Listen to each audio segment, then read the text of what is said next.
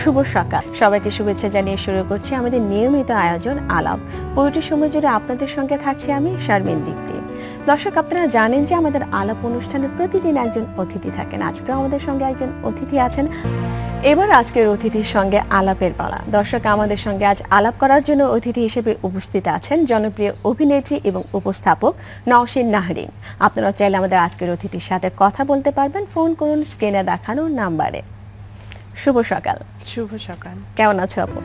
ভালো আছি, তুমি কেমন আছো? আমি অনেক ভালো আছি এবং অনেক ভালো লাগছে যে আজকে আমি তোমার সামনে উপস্থাপনা করছি যে এত সফল এবং এত জনপ্রিয় একজন উপস্থাপক তুমি। আমার তো একটু ভয় তো লাগছে। আমার প্রথম দিকে খুব বিরক্ত লাগতো যখন আমার সামনে অন্য কেউ, মানে ধরো আমি বসে আছি গেস্টে, বিকজ টক ব্যাকে ইউজ টু থাকতাম, তো আমার কাছে টক ব্যাক থাকে না, কেমন জানি একটা লাগতো, বিরক্ত লাগতো। বাট এখন আর কি ভালোই লাগে, এখন মজা লাগে কেউ উপস্থাপনা করলে আমি যদি গেস্ট হয়ে বসে থাকি। এবং তুমি উপস্থাপনার কথা যদি বলি, আমরা শুরুতেই যদি তোমার গল্পগুলো শুনি, আমরা কথা বন্ধু হিসেবেই তোমাকে পেয়েছি, কিন্তু শুরুর দিকে একটু গল্পটা জানতে চাই, যদিও আমরা জানি আরেকবার জানতে চাই। এটা হ্যাঁ, এটা অলমোস্ট আমার ফ্যান্স, আমার দর্শক যারা ইনফ্যাক্ট সবাই জানে। I started as radio jockey, সেটা 2006-07 ওই সময়টার দিকে। তারপরে ওখান থেকে টেলিভিশনে অ্যাঙ্করিং থেকে অ্যাক্টিং, সেই মানে 2006-07 থেকে আর কি পথ চলা টিল নাও চলে যাচ্ছে। সো এভাবে হচ্ছে ধাপে ধাপে আমার ক্যারিয়ারগুলো শিফট হয়েছে। বাট দেখা গেছে যে উপস্থাপনা আর অ্যাক্টিংটা সাইমালটেনিয়াসলি চলে আসছে, এতদিন পর্যন্ত চলছে। মাঝখানে অনেকদিন রেডিওর কাজ করিনি, রেডিও জকি হিসেবে কাজ করিনি, বাট লাস্ট ইয়ারে আবার করেছি কিছুদিন, এখন আবার অফ করে আছি আর কি। যেহেতু একটা ব্রেক হয়েছে তোমার, আমরা দেখেছি দীর্ঘদিন তোমাকে আমরা স্ক্রিনে দেখতে পারিনি, কিন্তু এখন আবার তুমি কাজ শুরু করছো, কিন্তু এই ব্রেকের কারণটা কি ছিল? ব্রেকের কারণটা এমন কিছুই না। আমি মাঝখানে আসলে আমার যেহেতু মানে শুটিং যারাই করে তাদেরই হয় কি, প্রথমে বলে হয়তো যে আমরা কম করব, হয়তো 10 to 12 ডেজ করব, আসলে সেটা সম্ভব হয় না। সময়টা বেড়ে যায়। কাজের আর্জ কিংবা একটা ভালো স্ক্রিপ্ট পেলে কিংবা ইচ্ছাটা একটা বড় ব্যাপার, কাউকে না করা যায় না একটা বড় ব্যাপার। তো সে করতে গিয়ে কাজ 25-30 দিন কিন্তু হয়েই যেত। অ্যান্ড আমি আসলে একটু সংসারে টাইম দিতে চেয়েছিলাম, আমি টায়ার্ডও হয়ে গিয়েছিলাম। তার থেকে বেশি যে জিনিসটা, আমি আসলে অসুস্থ হয়ে পড়েছিলাম। সো ডক্টরের প্রেসক্রিপশন অনুযায়ী I needed to take some rest. সেখান থেকে প্রায় মানে একটু রেস্ট নিতে যেয়ে ভালো লেগে গিয়েছিল, অনেকদিন রেস্ট নিয়ে ফেলেছি। বাট ইয়েস, আমি আবার স্টার্ট করেছি এবং আগের মতোই আবারও 25-30 দিন শুটিংয়ের একটা মানে প্রিপারেশন নিয়েই আবার স্টার্ট করেছি এই বছরের শুরু থেকে। এতে প্রিপারেশন নিয়ে এখন কাজ শুরু করেছে, নিশ্চয়ই অনেক ব্যস্ততা। তোমার বর্তমান কাজের ব্যস্ততাগুলো জানতে। বর্তমান কাজের ব্যস্ততা যেহেতু রোজা সামনে আছে, ঈদ সামনে আছে, রোজার আগে অনেকে চেষ্টা করে যে ঈদের নাটকগুলো শেষ করতে, আবার রোজার ভিতরেও কিন্তু অনেক বেশি। ঈদের কাজ কি কোনো করা হয়েছে? হ্যাঁ, আমার 2-3টে ঈদের কাজ হয়ে গেছে। গতকালকে একটা শেষ করলাম, আগামীকাল একটা আছে, আবার 20 তারিখে আছে। কক্সবাজার যাব এর মধ্যে কাজ করতে। অনেক মোটামুটি ভালোই ব্যস্ততা, যেহেতু সামনে অনেকগুলো কাজ, অনেকদিন পরে তুমি ফিরে এসছো। এক্স্যাক্টলি, সিরিয়াল যেহেতু করছি অনেকগুলো একসাথে, সো সিরিয়ালের শিডিউলও থাকে, মানে অফ নাই। এখন মনে হচ্ছে যে সংসার কাকে বলে চিনি না, এখন শুধু কাজই আর কাজ। যেহেতু সিরিয়ালের কথা বললে, আমাদের বসে টেলিভিশনের পর্দায় মায়ার বাঁধন নামে একটি নাটকে তুমি কাজ করছো, অটিজম নিয়ে কাজটা হচ্ছে। একটু প্রেক্ষাপটের ভিন্ন, গল্পও ভিন্ন, সবকিছু মিলে এই নাটকে তোমার কাজ করার অনুভূতিটা কিরকম? কাজ করার অনুভূতিটা বলবো, তার আগে আমি আসলে অটিস্টিক বেবিদেরকে নিয়ে কাজ করার আগে যে প্রিপারেশনটা দরকার হয় টু নো অ্যাবাউট, মানে যেমন একজন লিখবে, যখন রাইটার যখন লিখেছে তখন কিন্তু অটিস্টিক বেবিরা কিরকম হয়, তাদের আসলে রোগটা কিরকম, এটা আদৌ কোনো রোগ কিনা, এগুলো জিনিস জানার থাকে। ইনফ্যাক্ট অ্যাক্টিং করার সময় কিন্তু এগুলো অনেক কিছু জানার থাকে, যেটা আমি যখন শুনেছিলাম যে আমি কাজ করব, আমাকে ফোনে প্রথমে বলা হলো স্ক্রিপ্ট দেওয়ার আগে, তখন আমি স্টাডি করছিলাম। বিকজ অনেক ডিফারেন্ট ওয়েতে এদের অ্যাক্ট হয়। যাদের সন্তান অটিস্টিক থাকে, সেই মা কিংবা বাবাদের অ্যাটিটিউড, তাদের কথা বলা, তাদের মানসিক ব্যাপারগুলো কিন্তু ডিফারেন্ট থাকে, 8-10টা মা বাবার মতো থাকে না। সো সেই জিনিসগুলো স্টাডি করেছিলাম। তারপরে যখন স্ক্রিপ্ট পেলাম, স্ক্রিপ্টের সাথে সাথে আরও অনেক কিছু আর কি আরও আমার আয়ত্তে আসলো। আর ইউনিটটা এত চমৎকার, ওভারঅল সবাই, সো আমি আসলে মানে জিজ্ঞেস করি ডিরেক্টরকে ফোন করে ডেট লাগবে মানে খুব এনজয় করি ওখানে। ওখানে কয়েকদিন কাজ করো মাসে? ওখানে না, ওটা তো এই মাস থেকে শুরু হয়েছে, গত মাস থেকে শুরু হয়েছে ইনফ্যাক্ট। আমি অলমোস্ট কাজ করেছি 5-6 দিন কাজ করেছি, আবার সামনে ডেট আছে 25-26-এ কাজ করার কথা আছে। এবং বাচ্চাদের সাথে যারা অটিস্টিক বেবি তাদের কথা যদি বলি, সাধারণ বাচ্চা তো তারা আসলে না, তারা অসাধারণ বাচ্চা। হ্যাঁ, স্পেশাল, তারা স্পেশাল, অসাধারণ বলবো, কারণ যুগে যুগে দেখা যায়, আমি এটা স্টাডি করতে যেয়ে পেয়েছি যে যুগে যুগে নাকি দেখা গেছে যারা খুব বেশি ট্যালেন্টেড, বিশ্বের বিখ্যাত সব মানুষজন নাকি তাদের ভেতরে নাকি অটিজম এই জিনিসটা ছিল, এটা কোনো রোগ না নাকি বলা হয়। হ্যাঁ, সো ওরা হাইলি ট্যালেন্টেড, হাইলি অনেক কিছু দিক থেকে ওরা আমাদের থেকে অনেক অসাধারণ হয়। আর যে মেয়েটা অ্যাক্টিং করছে অহনা, মায়া ক্যারেক্টারটা যে করছে, অদ্ভুত অ্যাক্টিং করছে মেয়েটার প্রথম কাজ, অথচ এটা বোঝা যায় না। এবং দেখা যায় গার্জিয়ানরা সেক্ষেত্রে দেখা যায় বিরক্ত হলেও কিন্তু বিরক্ত আসলে নিয়েই কাজটা করতে হবে। যারা রিয়েল বাবা মা, যেটা বলি, তুমি যে স্টাডি করেছো, বলেছো যে তুমি চরিত্র নিরূপণের আগে তুমি স্টাডি করো, তো যে কোনো চরিত্র নিরূপণের আগে যেই স্টাডিগুলো করে থাকো, অবজারভেশনগুলো করে থাকো, পর্যবেক্ষণ করে থাকো, কি কি বিষয়গুলো তুমি মাথায় রেখে সেটা? সবসময় তো এটা করা সম্ভব হয় না যে তুমি দিনে মানে মাসে যদি তুমি 25 দিন শুটিং করো, তোমার অনেকগুলো স্ক্রিপ্ট, সব ক্যারেক্টার নিয়ে কিন্তু স্টাডি করার মতো সময় কোনো কিছুই থাকে না, এনার্জিটাও থাকে না। বাট হ্যাঁ, কিছু কিছু স্ক্রিপ্ট আছে যেগুলো নিয়ে আসলে ভাবা উচিত। না ভাবলে স্ক্রিনে আলটিমেটলি আমাকেই দেখা যাবে, অ্যাক্টিংটা আমাকেই করতে হবে, মানুষ কিন্তু তখন মানে হাসবে আমাকে নিয়েই। সো কিছু এইটা যেমন অনেক বিগ একটা কাজ, অনেক মানে চ্যালেঞ্জিং একটা ছিল বলে I had that opportunity also যে আমি একটু স্টাডি করি। বাট সবসময় হয় না, বাট সিঙ্গেল নাটক কিংবা টেলিফিল্মে চেষ্টা করি যে ক্যারেক্টার নিয়ে ভাবার, গেট আপ কিংবা। এবং আমি তোমার অ্যাক্টিংয়ের জায়গা থেকে যদি বলি, তোমার অ্যাক্টিং কিন্তু অনেক সাবলীল, তুমি কিন্তু মঞ্চ থেকে আসো না, তুমি কিন্তু আগে আরজে ছিলে, তো সেই জায়গা থেকে যদি বলি অ্যাক্টিং অনেক সাবলীল। এবং এটা একটা ব্যাপার যে আমি টেলিভিশন স্ক্রিনে যখন কথা বলি, ডায়লগ বলি, আমি যদি বোঝাই যে আমি অ্যাক্টিং করছি, তাহলে দেখতে ভালো লাগবে না। আমার হঠাৎ মনে পড়লো, আমি প্রথম তখন কাজ করি, প্রথম নাটকটা ছিল আমার অমিতাভ রেজার ইজ ইকুয়াল টু, যেখানে ইনফ্যাক্ট তার আগে একটা কাজ ছিল, সেখানে আমি অত মানে আমি মেইন ভাবে আমি ওখানে গেস্ট অ্যাপিয়ারেন্স করেছিলাম দুটো সিনের, বাট মেইন যে পুরো নাটক জুড়ে আমি, সেটা অমিতাভ রেজার ইজ ইকুয়াল টু ছিল। নাটকটা দেখেছি তো আমি ওনাকে জিজ্ঞেস করেছিলাম যে আমি না স্ক্রিপ্ট বুঝি নাই, তখন অমিতাভ ভাইয়ের সাথে আমার খুব ফর্মাল রিলেশন, এখন যেমন খুব ভালো বন্ধু রিলেশন। আমি বললাম আমি না স্ক্রিপ্টটা বুঝিনি, তো বলে this is what I wanted, তুমি স্ক্রিপ্ট বুঝলে তুমি অ্যাক্টিং করবা, আই ডোন্ট ওয়ান্ট দ্যাট, আমি তোমার কাছ থেকে অ্যাক্টিং চাই না। সো ওইটা আসলে মাথায় ছিল যে তাহলে বোধহয় অ্যাক্টিংটা মনে হয় যেরকম আমি সেরকমই, আমার বাইরে গিয়ে যদি কিছু করি that is over acting or that is মানে নট অ্যাকসেপ্টেবল, আমার ওইটা মাথায় সবসময় ছিল, এই জন্য চেষ্টা করি। বাট তারপর আমার মাঝে মাঝে মনে হয় যে অনেক জায়গায় কিছু কিছু স্ক্রিপ্ট ওভার অ্যাক্টিং হয়ে যায়। এবং নাটকে কাজ করেছো তুমি, উপস্থাপনা করেছো, বেশ কয়েকটা মডেলিংও তুমি কাজ করেছো, এবং সিনেমায়ও তুমি কাজ করেছো। সিনেমা নিয়ে যদি বলিস, তোমার সর্বশেষ মুক্তিপ্রাপ্ত সিনেমা হচ্ছে প্রার্থনা।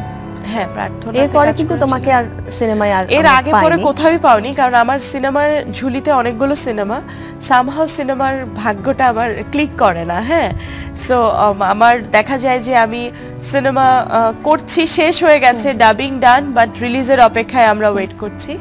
সো এই জিনিসগুলো আসলে মানে খুব হন্ট করে আমাকে। বাট তারপরও সিনেমা তো বড় পর্দায় নিজেকে দেখার তো একটা অন্য ধরনের একটা আকাঙ্ক্ষা কাজ করে, অন্য ধরনের একটা মানে ইচ্ছা কাজ করে। সো জানি না, সামনেও সিনেমার কথা আছে, কাজ করব। সামনে কি সিনেমায় কাজ করার ইচ্ছা আছে কি তোমার?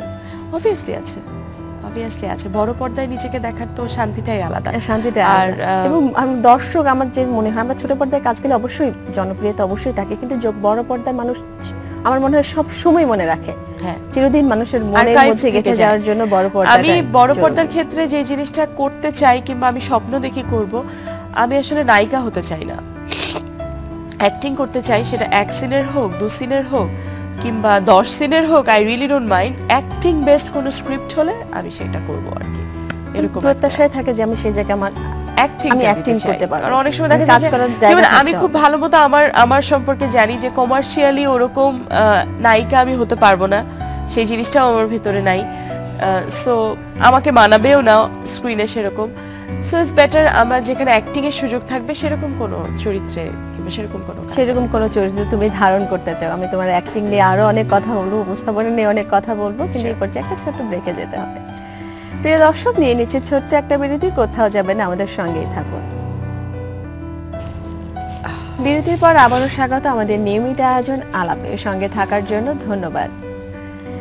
এবং আমি বলবো নওশিন আপু সুন্দর হাসি মানে নওশিন আপু, সুন্দর উপস্থাপনা যদি দেখি সেটাও বলবো যে নওশিন আপু। এবং তুমি সুন্দর হাসি সুন্দর উপস্থাপনা দিয়ে তুমি প্রথম টেলিভিশন দর্শকদের মন জয় করেছো। টেলিভিশন যখন আমরা স্ক্রিনে তোমার উপস্থাপনা দেখি, এরপর থেকে তোমাকে কোনো টেলিভিশনে আর উপস্থাপনা করতে দেখা যায়নি। বর্তমানে যদি লাস্ট করেছি 2011 পর্যন্ত, 2011 পর্যন্ত আমি রেগুলার করেছি। তারপরে বিরতি কোনো স্ক্রিনে একটা দেখা যাচ্ছে না, অফ করে দিয়েছি। না, তার রিজন হচ্ছে অ্যাঙ্করিং এর ক্ষেত্রে, উপস্থাপনার ক্ষেত্রে সেটা হচ্ছে যে 11 পর্যন্ত মাথায় ছিল যে উপস্থাপনাটাও করব, অ্যাক্টিংটাও করব। 11-র পরে মনে হয়েছে যে আমার মতো কোনো প্রোগ্রাম হলে তখন আমি রেগুলার উপস্থাপনা করব। তো তারপরে আসলে আমার মতো কোনো প্রোগ্রামে, আমার মানে মতো ইন আ সেন্স আমার পছন্দ মতো কোনো প্রোগ্রামে সেরকমভাবে আমাকে ইনভাইটও করা হয়নি। আবার যেটা করা হয়েছে সেটা আমার হয়তো ভালো লাগেনি, ব্যাটে বলে মেলেনি। বাট এরকম প্রোগ্রাম তোমার পছন্দ, তুমি যেহেতু বললে আমার মতো করে। একটা সময় যখন দেখো আমি যে প্রোগ্রামটা দিয়ে অনেক মানে পপুলার, আমার একটা প্রোগ্রাম ছিল জেগে আছো কি, জেগে আছো কি, সেই জিনিসটা যদি আমি এখন করি, এই বয়সে এসে করি, ভালো লাগবে না। হ্যাঁ, সো ওইটা একটা সময় ছিল খুব popular, the most popular program ছিল, লাইভ শো ছিল বাংলাদেশের ওই সময়। একটা টাইম ছিল, সেই টাইম পর্যন্ত এটা ভালো লাগে। তারপর তো আমি করেছি, আমিটাও ব্যস্ততার কারণে পরবর্তীতে করা হয়নি। তারপরে আরও অনেক প্রোগ্রামই তো করা হয়েছে। আমি একটু আমার বয়স, আমার অভিজ্ঞতা, আমার একটা আমার পার্সোনালিটির সাথে পার্সোনালিটি, আবার বলবো যে পারিপার্শ্বিক সবকিছু মিলিয়ে তারপর করতে চাই। হ্যাঁ, এখন আমি ধরো অনেক কিছু আছে যেগুলো করা সম্ভব হয় না এই বয়সে এসে। তাছাড়া না, আমি রেগুলার অ্যাঙ্করিং না করলেও আমি স্পেশালটিতে অ্যাঙ্করিং করি। যেমন ঈদের সময় সবসময় দেখা যাচ্ছে যে ঈদের একটা স্পেশাল প্রোগ্রাম করছি।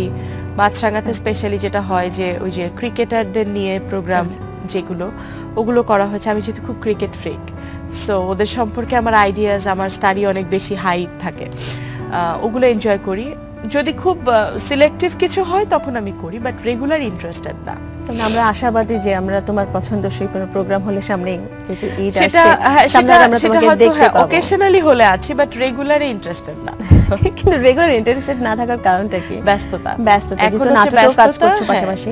এখন আসলে আমার পার্সোনালিটি অনুযায়ী কোনো কিছু পেলেও সেটা সম্ভব হয়তো হবে না, যে নাটকে যেহেতু অনেক টাইম দেই, ঘরেও একটু টাইম দিতে মানে উচিত আমার, যদিও পারছি না গত কয়েক মাস ধরে। সো এখন আসলে এত কাজের ভিতরে যেতে চাচ্ছি না। এবং আপু তুমি উপস্থাপনাও করছো, পাশাপাশি নাটকে অভিনয় করছো। এখন বলবো যে নাটকেই পুরোপুরিভাবে তুমি কাজ করছো, সিনেমাতেও কাজ করেছো, মডেলিংও করছো, অনেকগুলো মাধ্যমে কিন্তু তুমি কাজ করে এসছো। এবং এই অনেকগুলো মাধ্যম ধরে যদি বলি, কোন মাধ্যমটিতে তোমাকে আর কি কাজ করতে তুমি বেশি স্বাচ্ছন্দ্য বোধ করো, কিংবা তোমার সাথে সেই কাজগুলো যায়? আসলে স্বাচ্ছন্দ্য বোধ কিন্তু উপস্থাপনাতে করি, অ্যাক্টিংয়েও করি।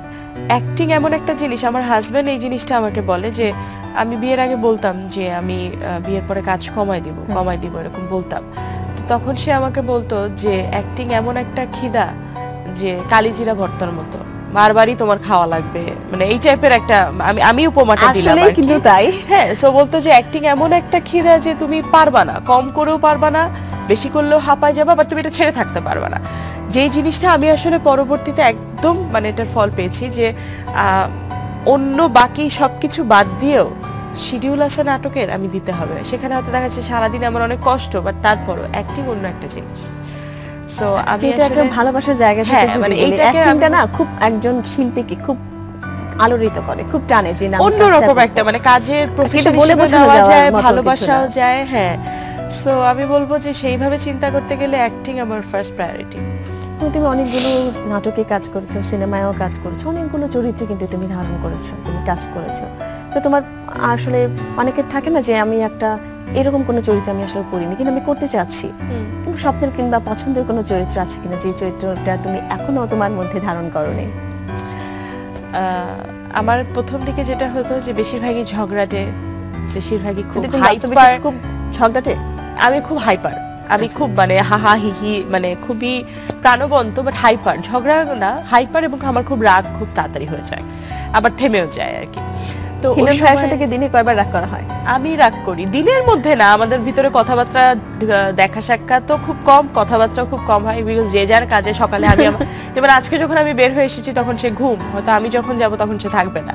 সো এইটা হ্যাঁ, সো আবার রাতের বেলা যখন আসি এমন টায়ার্ড হয়ে আসি, কারোর সাথে আসে ঝগড়া করার মুডটা থাকে না। না, আমি যেটা বলছিলাম যে ইনিশিয়ালি আমাকে এরকম ক্যারেক্টার দেয়া হতো, তখন আমি বলতাম যে why don't you give me any down character. পরবর্তীতে ডাউন ক্যারেক্টারে অ্যাক্টিং করেছি, সবই অলমোস্ট করা হয়েছে, বাট তারপরও স্বাদ মেটে নাই আর কি। আরও অনেক করতে চাই, এই মুহূর্তে আসলে ভাবে আমি নাম বলতে চাই না। আমি ডিফারেন্ট অনেক ক্যারেক্টারই আছে। আমি গতকালকে যে কাজটা করেছি ইটস প্যারালাইজড একটা ক্যারেক্টার, এই ক্যারেক্টারটা আমি ফার্স্ট টাইম করলাম, খুবই ডাউন ক্যারেক্টার। সেটা কি নাটকে সিঙ্গেল ঈদের নাটকে ছিল? আমার খুব ভালো লেগেছে এটা করতে। আমি অন্ধের ক্যারেক্টারও করেছি, বোবা ক্যারেক্টারটা করা হয়নি।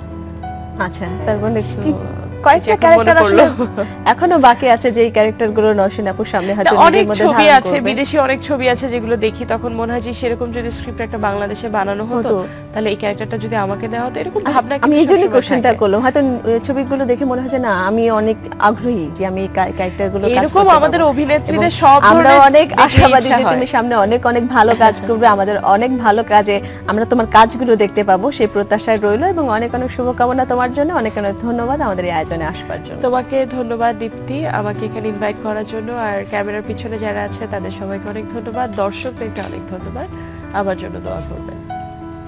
প্রিয় দর্শক, আমরা অনুষ্ঠানের একেবারে শেষ পর্যায়ে, দেখা হবে আগামী আয়োজনে নতুন কোনো অতিথিকে সঙ্গে নিয়ে। সেই পর্যন্ত সবাই সুস্থ থাকবেন, ভালো থাকবেন, শুভ সকাল।